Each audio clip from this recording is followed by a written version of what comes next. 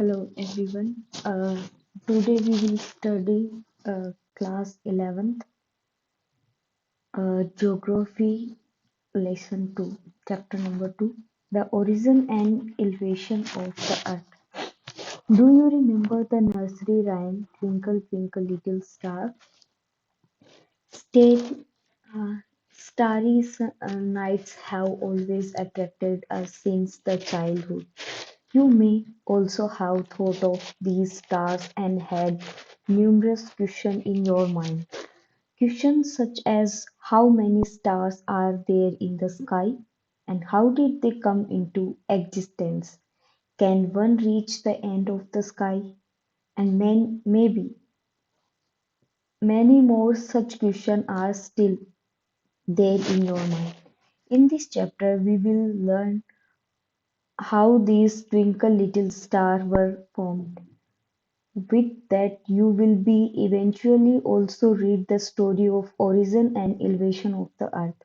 So, अब हम start करते हैं और इस चैप्टर के बारे में जो भी ओरिजिन कैसे हुआ, एलिवेशन कैसे हुआ, उसके बारे में हम जानने की कोशिश करेंगे। तो फर्स्ट है जो अर्ली थ्योरी थी इस पे, वो origin of the earth. A large number of the hypotheses were put forth by different philosophers and scientists reading the origin of the earth. One of the earlier and popular arguments was by German philosopher Immanuel Kant. Mathematician Laplace revised in 1796. It is known as Nebular hypothesis. The hypothesis considered that the planets were formed out a cloud of material associated with a youthful sun, which was slowly rotating. In 1950, Otto Schmidt in Russian and Carl Weisgar in Germany somewhat revised in the Nebular hypothesis. अब न्यूबलर hypothesis क्या थी? इसमें देखो जो भी planet होंगे ना उनको उन्होंने माना कि उनका जो भी आउटर पार्ट होता है वो क्लाउड का बना होता है, क्लाउड से ही, और वो क्या रहते हैं, सन से एसोसिएट रहते हैं। तो इस पे 3 से 4 फिलोसोफर ने अपने अपने थ्योरीज दी थी और उसे क्या कहा गया था? न्यूबलर hypothesis. Although different in details, they considered that the sun was surrounded by the solar nucleus containing mostly the hydrogen and helium, along with what may be termed as dust. यह सबसे पहले हमारे सोलर में जो ये nuclear theory है वो कहती है कि सबसे पहले हमारे सोलर में हाइड्रोजन और हीलियम ही था और उसके साथ कुछ डस्ट मिली थी। The friction and collision of particles lead to formation of a disk-shaped cloud and the planets। यानी collision और friction के बाद क्या हुआ? यहाँ पे क्लाउड की कुछ ऐसी शेप बनने लगी। Form through the process of accretion. However, scientists in later period took up the problems of origin of universe rather than that of just the earth or the planet. Modern theories क्या कहती है इसमें? Modern theories origin of the universe. The most popular argument regarding the origin of the universe is the Big Bang theory. तो उसमें तो देखो nuclear hypothesis था, यानी वो मतलब एक इमेजिनेशन कर रहे थे, लेकिन यहाँ पे पूरी थ्योरी है जिसका नाम है big bang theory. It is also called expanding universe hypothesis. Edwin Hubble in 1920 provided evidence that the universe is expanding. As time passes, galaxies move further and further apart. You can experiment and find out how does the expanding universe mean. मतलब ये बताया है कि जो हमारा universe होता है वो एक्सपैंड करता रहता है, बढ़ता रहता है। हमारे मतलब आगे से आगे जो गैलेक्सीज होती है वो बढ़ती रहती है। तो उन्होंने एक एग्जांपल लिया जैसे बलून का। Take a balloon and mark some points on it to represent the galaxies. Now if you start inflation the balloon, the points marked on the balloon will appear to moving away from each other as the balloon expands. Similarly, the distance between the galaxy is also found to be increasing, and thereby the universe is considered to be expanding. However, you will find the besides the increase in the distance between the points on the balloon, हमें ये देखने को मिलता है जब भी हम balloon को एक्सपेंड करते हैं, जब भी उसके अंदर हम हवा भरते हैं, तो उनके बीच का जो भी डिस्टेंस होता है वो मतलब एक्सपेंड करने लगता है, उनके पॉइंट्स के बीच में काफी दूरी आ जाती है। This is not to this is not in accordance with the fact. Scientists believe that although the space between the support the expansion of the galaxy, so the balloon's example is only partial correct। मतलब उनको कोई मतलब ऐसा ठोस सबूत नहीं मिला था कि ये बलून वाला जो एग्जांपल है वो उसके लिए सही रहेगा। उसको एक बार वो पार्शियल ही कंसिडर कर रहे थे और इसी थ्योरी को नाम दिया गया था बिग बैंग थ्योरी। अब the Big Bang theory considered the following stage in the development of the universe. First है, in the beginning, all matters forming the universe existence in one place in the form of teeny ball, singular atom with an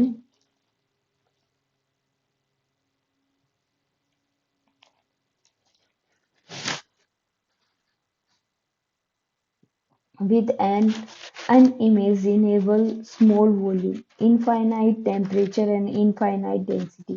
यानी big bang theory में क्या मानना है कि कोई भी हमारा स्मॉल प्लानेट हो सकता है, वो बॉल के शेप का होगा। जैसे कि हम एक इमेजिन ही कर सकते हैं जिसका स्मॉल वॉल्यूम होगा लेकिन कोई भी टेम्परेचर नहीं है, कोई भी डेंसिटी नहीं है। सेकंड है, at the Big Bang, the teeny ball exploded violently. This led to a huge expansion. It is now generally expected the event of Big Bang took place 13.7 billion years before the present।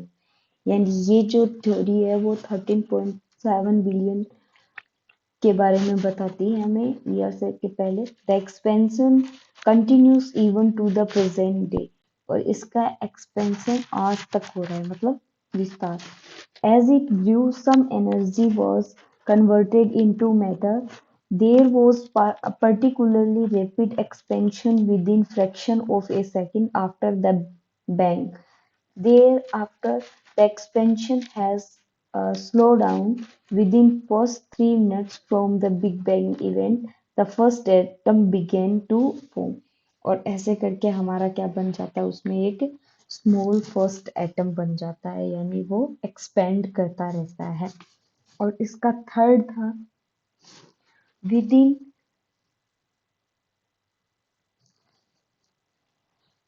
within 3 million year from the Big Bang, temperature dropped to 4,500 Kelvin and gave rise to atomic matter. The universe became transparent. The expansion of universe mean increasing in the space between the galaxy। ये हमें बताता है कि हमारे जो space है और Galaxy के बीच में जो भी यूनिवर्स का पार्ट है वो इंक्रीज करता जा रहा है। An alternative to this was Hoyle's concept of the steady state. और ये कॉन्सेप्ट हमें होलेस कॉन्सेप्ट के बारे में बताता है। It considered the universe to be roughly the same roughly the same at any point of time. However, with the greater evidence becoming available about the expanding universe, scientific community at present favor argument of expanding universe. Now, the star formation कैसे हुआ? The distribution of matter and energy was not even in the early universe. वहाँ पे हमें कोई भी matter या कोई भी एनर्जी देखने को नहीं मिली. The initial density difference gave rise to different in gravitational force and it caused the matter to get drawn together. These form the basis for development of galaxy. A galaxy contains a large number of stars. Galaxies spread over vast distances that are measured in the thousands of light years. और Galaxy क्या करती है? Spread करती जाती है. 1000 light years का मतलब है डिस्टेंस है उसके बीच. The diameter of The diameter of individual galaxies range from 80,000 to 150,000 light-years. A galaxy starts to form a accumulation of hydrogen gas in the form of a very large cloud called nebula. अब nebula थोड़ी थी हमारी उसी पे. Eventually growing nebula development localized clumps of gas. These clumps continue to grow into even denser gaseous bodies giving rise to formation of stars. The formation of stars is believed to have taken place some 5 to 6 billion years ago. इस बारे में हमें बताता है कि ये 5 से 6 billion years ago. अब इसमें बताया है कि जो लाइट ईयर होता है ना वो मेजरमेंट होता है डिस्टेंस का. यहाँ पे लिखा है a light year is a measure of distance and not of time. Light travels at a speed of 3 millions या फिर आप बोल सकते हो इसे 3 × 10⁸ मीटर प्रति सेकेंड, ये भी बोल सकते हो आप. Considering this, the distance the light will be travel in 1 year is taken to be 1 light year. This equals to 9.461 into 10 raised 12 kilometer. The mean distance between the sun and earth 149,598 thousand kilometer. In terms of the light year, it is 8.311 minutes. तो ये बताया कि सन और उसके बीच में कितना कितना time लगता है आने में. उन्हें लगता है 8.3 minutes.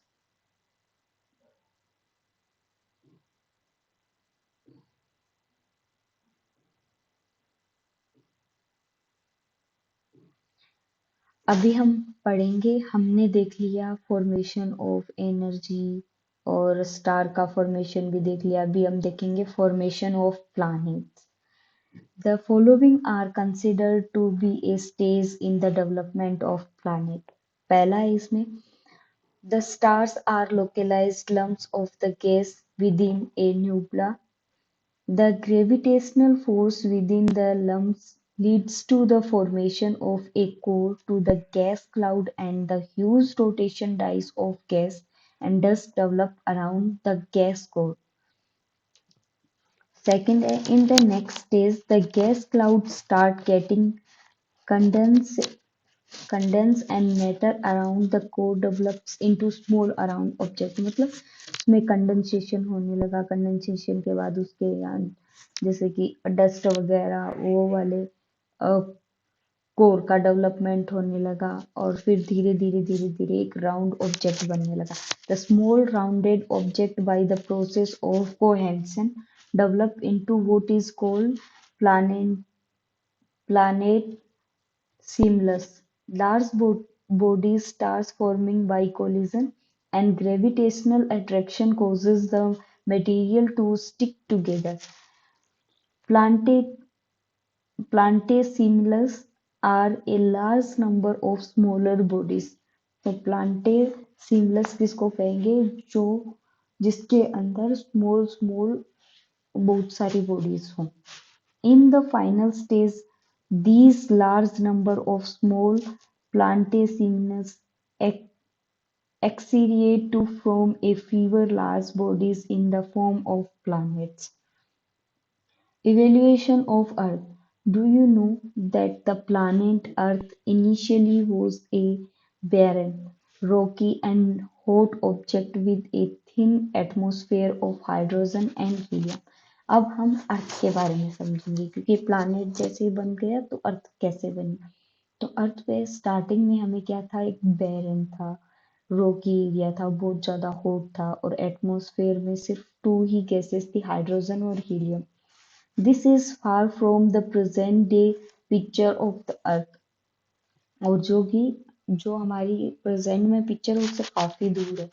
Hence the must have been some events process which may have causes this change from rocky, barren and hot earth to a beautiful planet with a ample amount of water and condensive atmosphere favoring the existence of life, जो कि हमें देखने को मिल रहा है हमारी अर्थ पे। In the following section, you will find out how the period between the 4,600 million year and the present, यानी हमारे जो ये 4.6 मिलियन है उससे पहले वाली और अब की जो अर्थ है उसमें हमें काफी चेंजेस देखने को मिल रहा है। Let the evolution of the life on the surface of planet, हम उसके इल्यूशन के बारे में जानने की कोशिश करते हैं। Earth has a layered structure, हमें भी पता है कि अर्थ में क्या होती है, बहुत सारी लेयर्स होती है, जैसे कि कोर हो गया, मेंटल हो गया, क्रस्ट हो गया। From the outermost end of the atmosphere to the centre of the earth the material that exist is not uniform, सभी लेयर्स में क्या नहीं होते, मटेरियल सेम नहीं होते। The atmospheric matter has the least density, उनमें क्या होती है, बहुत ही कम डेंसिटी होगी। From the surface to deeper depth the earth interior has different zones and each these contains material with different characteristics, जैसे कि कोर की अलग होती है, हमारे मेंटल की अलग होती है, जैसे जैसे डीप में जाते जाएंगे तो उसकी कैरेक्टरिस्टिक्स भी क्या होगी, डिफरेंट होगी। नेक्स्ट हमारे लिए क्वेश्चन है, how was the layer structure of the earth develop, ये कैसे हुआ। तो देखो धीरे धीरे इस पे क्या हो गया, वेस्ट जो भी था वो धीरे धीरे इस पे क्या होता गया, डिपॉजिट होता गया, और जैसे जैसे वो ज्यादा डिपॉजिट होता गया उसका डीपर पार्ट भी बनने लगा, तो वैसे हमारे लेयर्स का फॉर्मेशन हुआ। अब हम एक एक लेयर्स को पढ़ेंगे। एलिवेशन ऑफ लिथोस्फेयर, लिथोस्फेयर कहाँ होती है, हमारे ऊपर वाला ही जो पार्ट होता है ना उसको ही हम कहते हैं lithosphere. The earth was mostly in A fertile state during its primordial stage. Due the gradual increase in density, the temperature inside has increased. Density increase होगी तो obviously बात है temperature increase होगा। As a result, the material inside starting getting separated depending on their densities. The allowed heavier material like iron to sink towards the center of the earth and the lighter ones to move towards the surface, यानी जो भी heavy particle होगा ना वो तो surface के deep part में जाने की कोशिश करेगा और जो लाइट होगा वो सरफेस पे आने की कोशिश करेगा।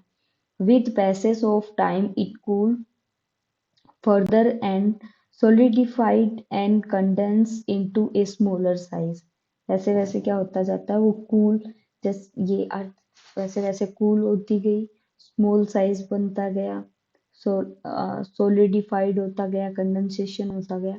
This later led to the develop of the outer surface in the form of a crust, और जो हमारे अर्थ का सबसे आउटर मोस्ट पार्ट होता है उसे हमने क्या कहा, crust. During the formation of the Moon, due to the gained impact, the Earth was further heated up. It is through the process of differentiation that the earth forming material got separated into different layer. तो अब देखो, जैसे ही moon का formation हुआ ना, तो उसमें हमें गैंट इम्पैक्ट देखने को मिला, जिससे क्या, जो क्या है, एक अर्थ बहुत ज्यादा हीटअप हो रही थी। उससे क्या हुआ, हमें डिफरेंट प्रोसेस देखने को मिला अर्थ पे, मटेरियल के बारे में, उसकी डिफरेंट लेयर बनने लगी। Starting from the surface to the central part, we have layer like the crust, mantle, outer core and inner core. From the crust to the core, the density of material increases. जैसे जैसे हम deep में जाते जाएंगे, वैसे वैसे हमारी जो डेंसिटी है वो इंक्रीज होगी। डेंसिटी का मतलब होता है कि उसके जो हमारी सोइल होती है ना, उसके जो भी पार्टिकल्स होंगे वो बिल्कुल पास पास हों। और क्रस्ट तो आपको पता ही है, सरफेस वाला पार्ट होता है, और कोर क्या होता है, बिल्कुल डेप्थ वाला part. We shall discuss in detail the properties of each of this layer in the next chapter.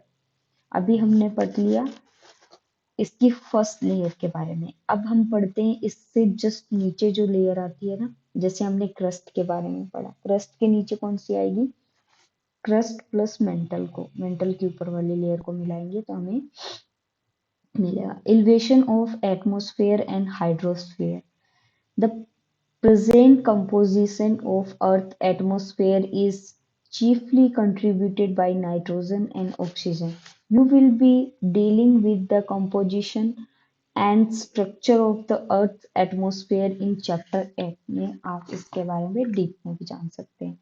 Structure of the Earth atmosphere.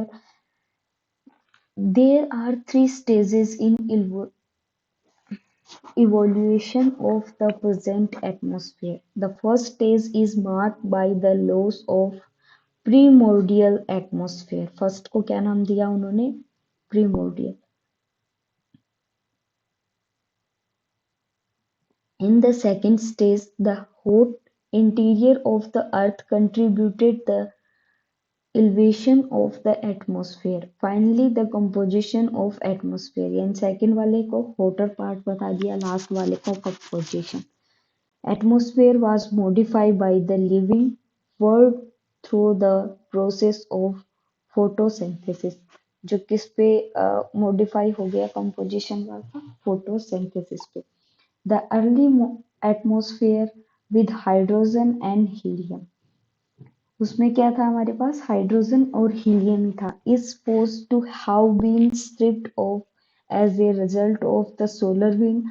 This happened not only in case of Earth but also in all the terrestrial planet.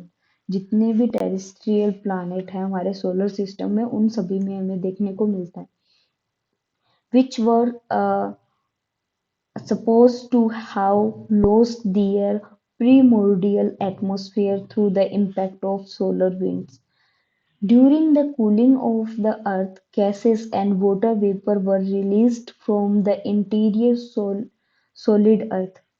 This started the elevation of the present atmosphere. The early atmosphere largely contained water vapor, nitrogen and carbon dioxide, methane, ammonia, and very little of free oxygen.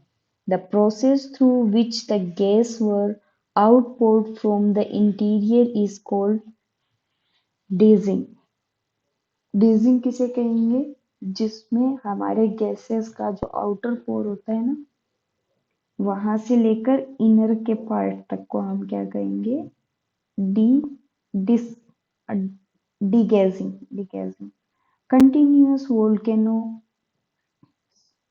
continuous volcanic eruption contribute water vapor and gases to the atmosphere. Volcanic activity से भी क्या मिलता है हमें, water vapour, जो भी gases होती है वो हमें मिलती है, और भी मतलब बहुत ही पॉल्यूशन करती है गैसेस, जैसे कि नाइट्रोजन बेस गैस हो गई, CO2 हो गई।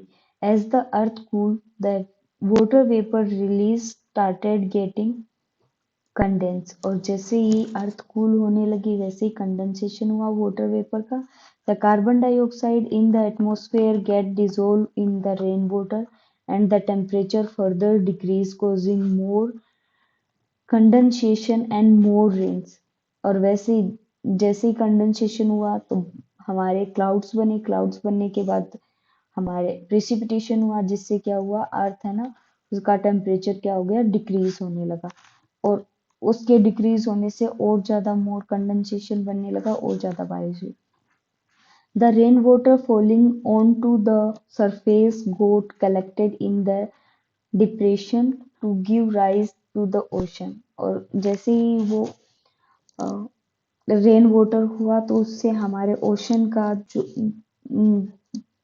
जो लेवल होता है वो भी इंक्रीज हो गया the earth ocean were formed with in 5,000 million years from the formation of the earth. This tells us that the oceans are as old as 4,000 million years. Sometime around 3.8 million years ago, life began to evolve. However, around 2.5 to 3 million years before the present, the process of photosynthesis got involved. Life-wise, life was con- confined to the ocean for a long time.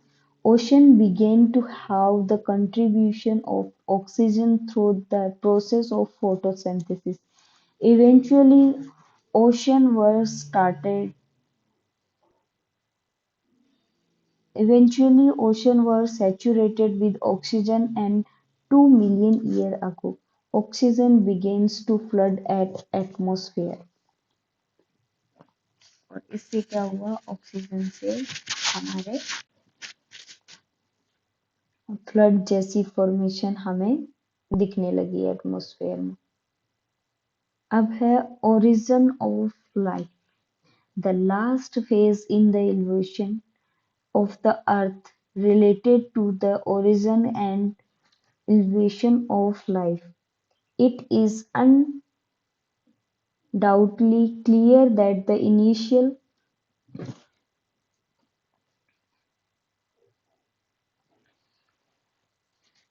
the earth or even the atmosphere of the earth was not conducive for the development of life यानी इसमें कोई भी हमें doubt नहीं है तो clear है कि जो भी हमारा एटमॉस्फेयर बना है उसमें धीरे धीरे डेवलपमेंट हुआ है modern scientists refer to the origin of life as a kind of chemical reaction which first generated complex organic molecules and assembled them.